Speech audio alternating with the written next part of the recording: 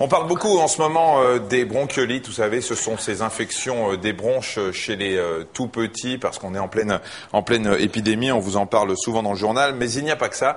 En ce qui concerne les épidémies, il y en a aussi de gastro-entérites, des épidémies qui touchent aussi beaucoup d'enfants.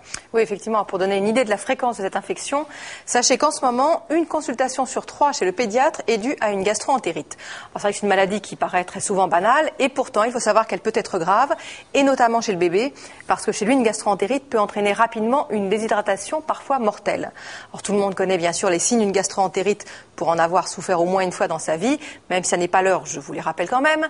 Elle se manifeste par une diarrhée. Alors, une diarrhée, c'est pas uniquement le fait d'avoir des selles molles ou d'avoir mal au ventre, c'est plus de 3 selles liquides par jour. En plus, il peut y avoir des vomissements et souvent de la fièvre. Alors, ces signes sont plus ou moins importants.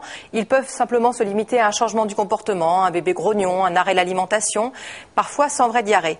Quels sont les responsables? Le plus souvent, ce sont des virus qui se transmettent très très bien, d'où l'évolution sous forme d'épidémie de ces infections, principalement en hiver.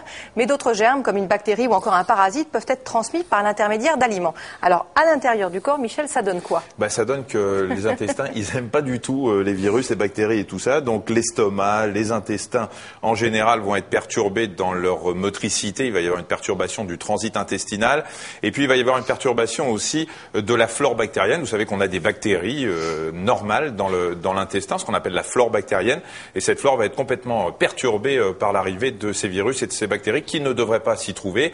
Ça donne, je ne vais pas y revenir, tous les très beaux symptômes que Marina vous a décrits. Alors, le problème surtout, c'est quand ça touche un bébé, parce qu'un bébé, ça peut se déshydrater très vite. En général, chez l'adulte, ça passe en quelques jours, mais chez le bébé, il faut vraiment se méfier.